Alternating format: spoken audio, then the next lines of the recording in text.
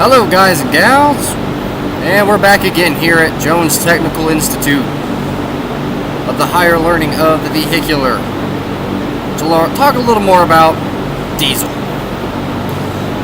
specifically PDIs. We talked a little bit about PMIs last time, a little bit about cabin hood, right? I showed you part of a cabin hood inspection. This time we're going to go over the PDI. What is a PDI? Well, a PDI is simply an inspection that you would perform once you receive a new vehicle. It's just simply to check to make sure everything is still okay. When a large tractor trailer rig comes in, how would I say, it's probably been driven to you.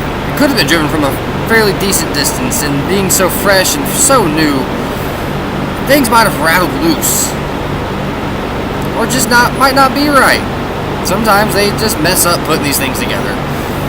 So, just like your standard PMI, you would inspect the whole vehicle. It's less about picking up actual data and values, but just to make sure that things are working well, just working in the operational parameters provided by the manual for the vehicle. Now, hold on a second. I actually have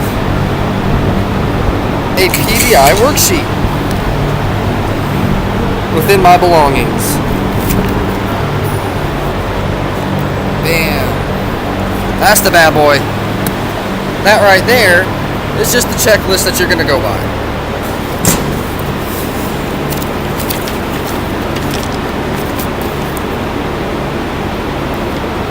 Much like PMI, it's just a checklist. You'd go down, check to see if the owner's warranty book is there, maintenance manual, driver's manual, engine manual, whatever it's gonna be.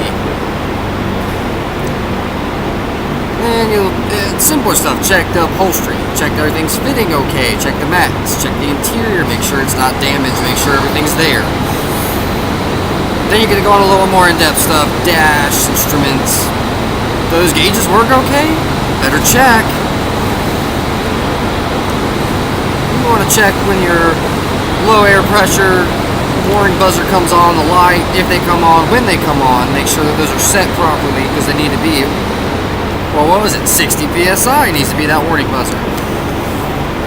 Cut on so it needs to be 70. Got to check that stuff. It's not that you got to record when it comes on so much as check that it does. If it doesn't, then you got to worry about making sure that it does the way it's supposed to. Check your air conditioning, check the heat, check the defrosters, windshield wipers, washers, make sure the nozzles are facing the right direction, pointed, and they're aimed properly. Check your air horns, check your electric horns, radio, speakers, stereo, interior lights, dash, all that stuff. Check your air governor, make sure the air's coming in. Air pressure. Again, check your hydraulics, brakes. Oh wait, this is a semi. There's no hydraulic brakes. NA on that one. You don't need that. Check the cap paint. Do that on the cabin hood, right? Just make sure the paint's okay. This vehicle's brand new. It should be pretty good. If it's not, there's a problem. And that's when you want to make sure that's why you got to make sure you have that warranty book, right? If anything's wrong, boom, there goes your warranty. You want to go use that warranty, get shit fixed. Pardon my French. Want to check your road lights, high beams, low beams, fog lights if you got them. Check your tilt cap. Just make sure the arm's working okay.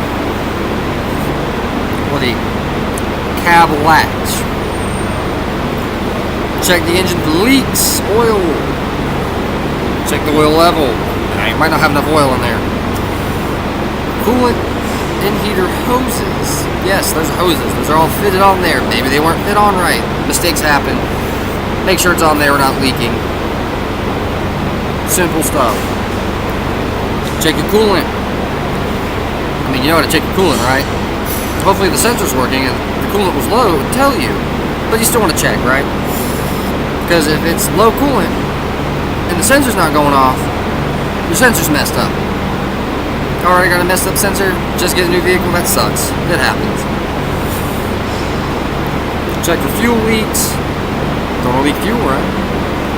Power steering, which is also hydraulic. So there is hydraulics. If everyone ever tells you there's no hydraulics on a semi, they're wrong. Power steering is hydraulic. Drive belts. Make sure they're tight enough. This should be pretty goddamn legal.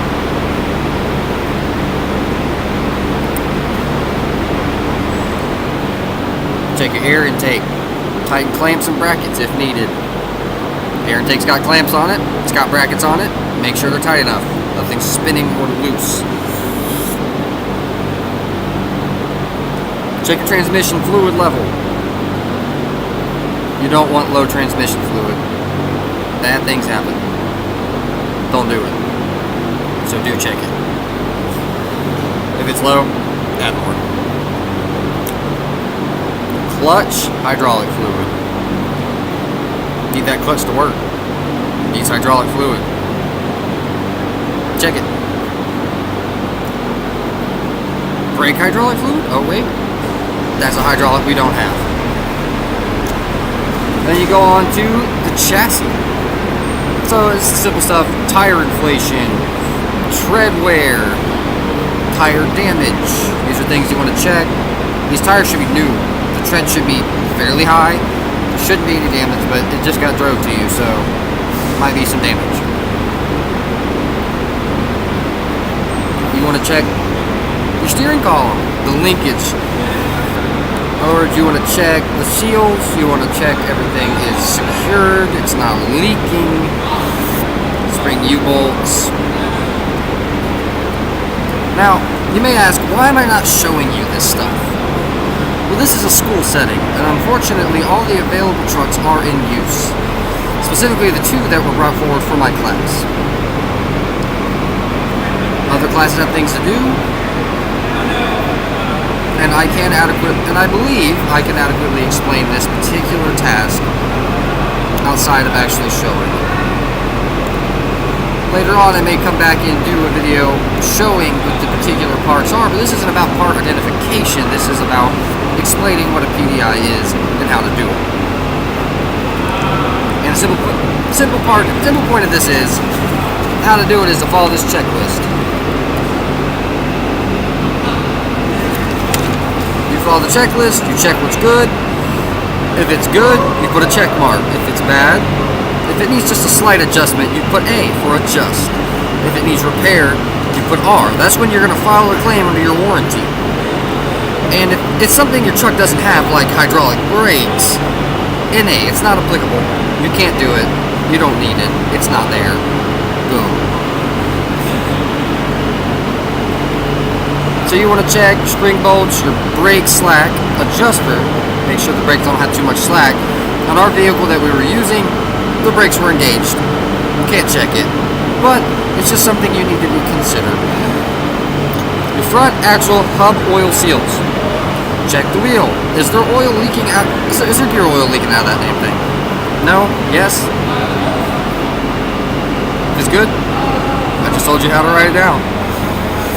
Rear axle hubs oil seals. Same thing, just the rear axles. Rear axle differential, that's that big giant thing that drive chain attached to. Big giant thing. It looks like big old bubble. The axle coming out the side, right? Inside that is your differentials. Check the oil level.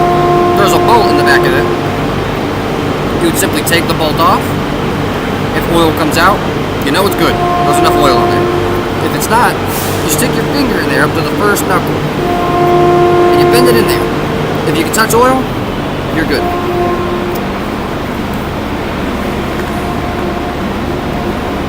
Manual transmission oil level. Kind of talked about this already. Transmission. Check, make sure your drain plugs are there. And they are tight. If they're not there, you got a problem. If they're not tight, you got a problem, because they may not be there for very long. Take simpler stuff, chassis hoses, wiring, Check your battery wiring, cables, make sure that's all there. It's not pinched, it's not cut, it's secured down. You don't want it flopping too much, if at all. Wheel nuts, you need the proper foot pounds and have that tightened to specification. Your manual will tell you what that needs to be. You just get a torque wrench, slide it to what it needs to be, tighten it so it's got a click, boom. Check your chassis, fifth wheel, and drive shaft. And lube if needed. Lube, there's a big one, lube. Part of this is you're going to go through like any PMI and you're going to lube the whole vehicle. You're going to find all the lube nipples and you're going to lube it. Lube the heck out of it. Lube it till you see new lube. It might already have new lube. It might not need it. You'll be able to tell. There'll be lube all over it. And check your exhaust system. Check air cleaner and element. It's a little harder depending upon the vehicle, but you just simply check the exhaust, make sure it's not bent, cracked, cut, whatever. Make sure that's working properly. That's only applicable to heavy-duty vehicles. Just to be clear. Check your parking brakes. Apply, release, see if it works. Clutch and transmission, check performance. This is part of the road test. So if it's driving and it's shifting, it works. Service brakes. So we did parking brakes, so service brakes, if you're driving and you hit the brakes, goofy, ain't he? You hit the brakes and it stops. It's good. Speed control. Come on, man. If it goes faster or slower and it shows you on the gauge, speed control works, right? 2-speed axle. That's a little different. That's a little hard to explain, but it's basically a smaller transmission inside of your... It's basically it's a smaller transmission, kind of like a 10-speed with a little switch that you flip. That's going to be in your differentials in your rear drive axle. Throttle operation. If you push the throttle, does it work? Yes? Okay. And then you want to make sure that idle, it goes back to idle once you stop. Then you want to make sure, final preparation procedure, you want to clean the cab. Make sure that's clean. Attach warning labels for factory installed fifth wheel. Then you want to instruct your customer on how to properly use the fifth wheel. God forbid they think they got a trailer attached and it's not attached and they try to leave. Not good. And then install loose accessories, wires hanging around, things that maybe a driver's put in or plans on putting in or asked you to put in during that time period. Everything needs to be strapped down, needs to be tied in there. And that's a PDI. Along with that, there'll be a little checklist of other stuff you do. Just lubing some stuff, checking to make sure everything's still okay. That's all you're doing.